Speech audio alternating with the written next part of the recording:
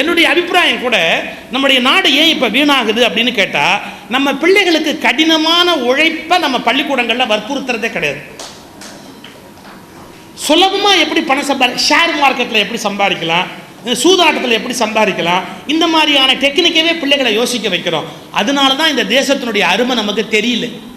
உழைப்பினுடைய அருமை என்ன அப்படிங்கிறது நம்முடைய பிள்ளைகளுக்கு முற்றிலுமே தெரியாமல் போகுது.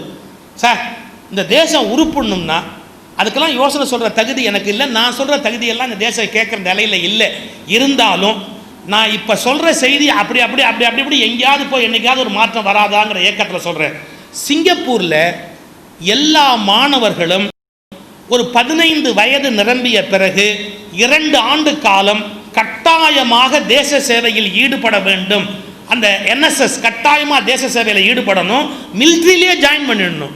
அவங்க காலையில் எந்திரிக்கிறது, அந்த பரேடு போகிறது, பயிற்சிகள் கற்றுக்கிறது எல்லாம் பண்ணிவிட்டு 2 ஆண்டு கால அரசாங்கத்துக்கு தன்னுடைய அந்த பயிற்சியை எடுத்துட்டு அதன் பிறகு தான் மறுபடியும் அவன் போய் காலேஜில் ஜாயின் பண்ண முடியும்.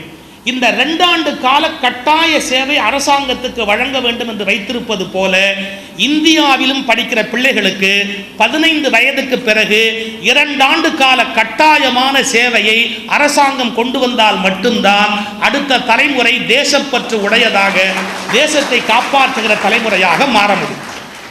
கட்டாயமாக 2 ஆண்டு தேசத்துக்காக சேவை செய்யணும் அப்படிங்கிற பழக்கத்தை அவங்க காலையில் எந்திரிக்கிறது, ஸ்விம்மிங் படிக்கிறது, ரன்னிங் போகிறது, ஸ்போர்ட்ஸில் கலந்துக்கிறது, கூடவே சமூக சேவை பண்ணுறது, ஒரு ஹாஸ்பிட்டலில் போய் பார்க்குறது, இன்றைக்கி எப்படி இருக்குது உலகம், வறுமைனா எப்படி, எந்த பகுதியில் எத்தனை இருக்குது அப்படிங்கிற காட்சியெல்லாம் பார்த்தா அருமை தெரியும். நம்ம சாப்பாட்டு கூட குழந்தைங்களுக்கு எல்லா வகையும் ஊட்டிக்கிட்டு இருக்கிறோம், திரிச்சிக்கிட்டு இருக்கிறோம். உலகத்தோட ஒரு மூலையில் போய் பாருங்கள், ஒரு படம் போட்டிருந்தான். சூடான் நாட்டில் என்ன நடக்குதுன்னு ஒரு படம் போட்டிருந்தான். ஒரு குழந்தை நடக்க முடியல, தவழ முடியாமல் கீழே அப்படியே கிடக்குது. அந்த குழந்தையால் தவழவும் முடியல, நடக்கவும் முடியல. இது எப்போ சாகும்னு பக்கத்தில் உட்காந்து கழுகு பார்த்துக்கிட்டு இருக்கு. ஒரு படம் போட்டிருக்கான். அப்போ உலகத்தோட ஒரு மூலையில் எவ்வளவு பசி, எவ்வளவு பட்டினி. நான் இங்கே இருக்கிற ஒவ்வொருத்தையும் படிஞ்சு ஒரே ஒரு வார்த்தை கேட்டுக்கிறேன். எப்போ நீங்கள் சாப்பிட உட்காந்தாலும் முதல்ல அவங்க பரிமாறினதுக்கப்புறம் சாப்பிட உட்காராதீங்க. நீங்கள் உட்கார்ந்ததுக்கப்புறம் பரிமாற சொல்லுங்கள். எவ்வளவு வேணுமோ அவ்வளவு மட்டுமே போட்டுக்கிட்டு இலையில எதையுமே வீணாக்காமல் பரிமாறத்துக்கு முன்னாடியே தடுத்துடுறது புத்திசாலித்தனத்துடைய உச்சக்கட்டம். நம்மக்கிட்ட காசு இருக்குது, நம்மக்கிட்ட பணம் இருக்குங்கிறதுக்காக நம்ம எவ்வளவு வேணாலும் பரிமாறி தூக்கி வெளியே எறியக்கூடாது. இன்றைக்கி ஒவ்வொரு கல்யாணங்கள்லையும் பாருங்கள், எவ்வளவு உணவு வெளியில் போய் குப்பையில் எறிகிறாங்க. நான் அண்மையில் தொலைக்காட்சியில் பேசும்போது ஒரு பற்றி சொன்னேன். துரப்பாண்டியன்னு பேர். நான் திருச்செந்தூரில் சந்தித்தேன். நீங்கள் நம்ப மாட்டீங்க, எலுமிச்சம்பழத்தை சில பேர் திருஷ்டின்னு மிளகா கட்டி எலுமிச்சம்பழத்தை சுற்றி வெளியே போடுவான் பாருங்க. அந்த எலுமிச்சம்பழம் கீழே கடந்தா அவர் எடுத்துகிட்டு வந்துடுவார். பூசணிக்காய் திருஷ்டின்னு சுற்றி கீழே போடுவான் பாருங்க, அதை எடுத்துக்கிட்டு வந்து சாம்பார் வச்சு சாப்பிடுவார். எலுமிச்சம்பழத்தை புழிஞ்சு ஜூஸ் குடிப்பார். நான் கேட்டேன், ஏன் எல்லாரும் திருஷ்டின்னு சுற்றி போடுறான்? அவனுக்கு அது திருஷ்டி, எனக்கு இது சாப்பாடு. அவர் ஏழை இல்லை, அதான் ரொம்ப முக்கியம்.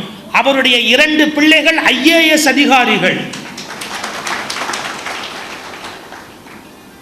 ஆனால் யாராவது திருஷ்டி சுற்றி வெளியில் பூசணிக்காய் போட்டிருந்தா அவர் அதை எடுத்து குங்குமத்தெல்லாம் கழுவிட்டு வீட்டில் கூட்டு வச்சு சாப்பிடுவார். எலுமிச்சம்பழத்தை ஜூஸ் புழிஞ்சு குடிச்சிடுவார். நான் கேட்டேன், ஏன் இப்படி பண்ணுறீங்க? அவர் சொன்னார் பாருங்க ஒரு பதில்.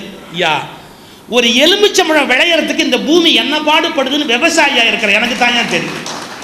ஒரு பூசணிக்காய் காய்க்கிறதுக்கு இது எடுத்துக்கிற தண்ணி, இது எடுத்துக்கிற வெயில், இந்த காய் படுற பாடு, கொடி படுற பாடு ஒரு விவசாயிக்கு தான் ஏன் தெரியும். ஒரு பூசணிக்காயை உண்டு பண்ணுற அருமை என்னன்னு. இதை போய் வெறுமை சுற்றி தெருவில் போடலாமா? ஐயா, எனக்கு மனசு கேட்காது.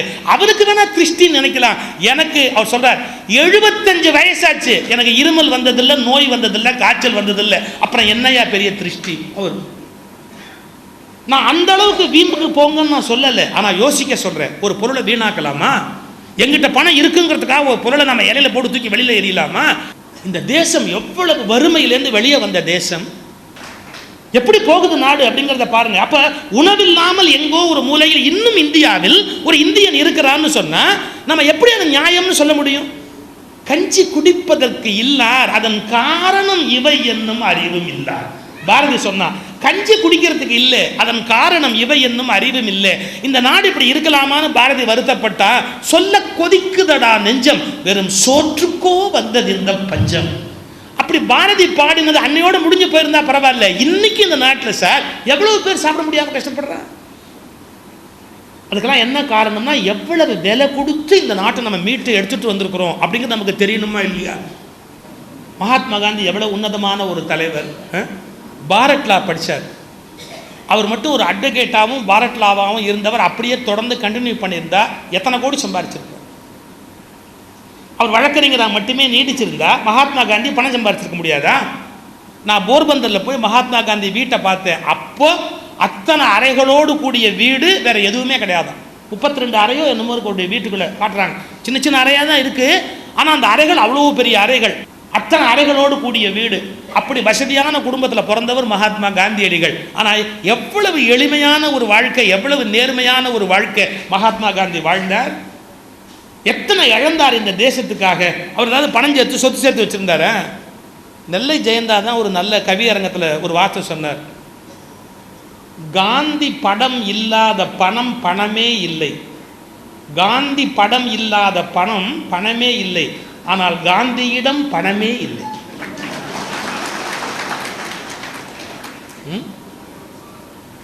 தனக்கு ஏதாவது சொத்து எடுத்துக்கிட்டாரா? பரம்பரைக்கு தான் வேணும் யோசிச்சாரா? மகாத்மா காந்தி மனசு வச்சிருந்தா அந்த தேசத்தில் எத்தனை கோடி சம்பாதிச்சிருக்கலாம்? அப்படி நினைக்கலையே. எவ்வளவு எளிய ஒரு விவசாயினுடைய உடையை உடுத்தியிருந்தார் சார். நீங்கள் இப்படிலாம் பர்சனாலிட்டி பார்க்கவே முடியாது. ஒரு நாள் காலை சிற்றுண்டி சாப்பிட்றதுக்கு மகாத்மா காந்தி உட்கார்றார். காலை சிற்றுண்டி. வல்லபாய் பட்டேல் இருந்தார் இல்லையா, அவர் தான் காந்திக்கு செக்ரட்டரியாக இருக்கார், உதவியாக இருக்கார். அப்போது ஜெயிலில், சிறைச்சாலையில். காலை சிற்றுண்டிக்கு மகாத்மா காந்தி 10 பேரிச்சம்பழம் சாப்பிடுவார். கரெக்டாக 10 பேரிச்சம்பழம். இதுதான் காலை டிஃபன் அவருக்கு. இந்த வல்லபாய் பட்டேல் பார்த்தார், இந்த மனுஷன் எல்லார்ட்டையும் திரும்பி திரும்பி திரும்பி உயிரை விட்டு பிராணனை விட்டு பேசிக்கிட்டு இருக்கிறார். இந்த 10 பேரிச்சம்பழம் என்ன காணும், நம்ம ஒரு 15 பேரிச்சம்பழமாக கொடுப்போமே அப்படின்னு முடிவு பண்ணி இதை காந்தி என்ன கவனிக்க போகிறாரான்னு இப்படி எங்கேயா பேசிக்கிட்டே தானே சாப்பிடுவார்னு 15 பேரிச்சம்பழத்தை வச்சார். இந்த 15 பேரிச்சம்பழத்தை இப்படி எடுத்து சாப்பிட போன காந்தி திடீர்னு இப்படி பார்த்துட்டு, வல்லப் வல்லப் எவ்வளவு பேரிச்சம்பழம் வச்சுருக்கிற, எவ்வளவு பேரிச்சம்பழம்? அவர் சொன்னார், இல்லை கரெக்டாக தான் வச்சுருக்கேன். என்ன கரெக்டாக? எண்ணு. அவர் எண்ணுனார். 15 வச்சுருக்கிற? 10 தானே நான் காலம்பரை சிற்றுண்டிக்கு சாப்பிட்றது, ஏன் 15 வச்சுருக்கிறேன்? இந்த வல்லபாய் பட்டேல் சும்மா இருந்திருக்கலாம் வாயை வச்சுக்கிட்டு. அவர் சொன்னார், 10க்கும் 15க்கும் அப்படி என்ன பெரிய வித்தியாசம்? 5 தானே. 10க்கும் 15க்கும் அப்படி என்ன பெரிய வித்தியாசம்? 5 தானே அப்படின்னார். ஆஹா, அப்போ 5 ஒரு வித்தியாசமே இல்லையா? 10க்கும் 15க்கும் என்ன வித்தியாசம்னா, அப்போ ஒரு காரியம் பண்ணு, என்ன 10 எடுத்துரு, 5 வச்சிரு. 5க்கும் 10க்கும் என்ன பெரிய வித்தியாசம்? இனிமே நான் 5 சாப்பிட்றேன். தேவையில்லாமல் இந்த மனுஷன்கிட்ட போய் வாய் கொடுத்து 10 பேரிச்சம்பழம் சாப்பிட்றவர் இப்போ 5 பேரிச்சம்பழமாக ஆக்கிட்டாரு அப்படின்னா, இந்த தேசத்துக்கு பாடுபடுவதற்காக தன்னை அவ்வளவு எளிமையாகவும் அவ்வளவு ஏழ்மையாகவும் ஆக்கி கொண்டு வாழணும்னு என்ன தலையெழுத்த அப்படின்னு நான் ஒரு கட்டுரை எழுதினேன். என்ன பேர்? நாடு திருடிகள் அப்படின்னு. என்ன நாடு திருடிகள்? நம்ம நாட்டில் ஒரு 1/2 இன்ச்சு சீனாக்காரன் வளைச்சி போட்டான் அப்படின்னு சொன்னால் நம்ம ஒத்துக்குவோமா?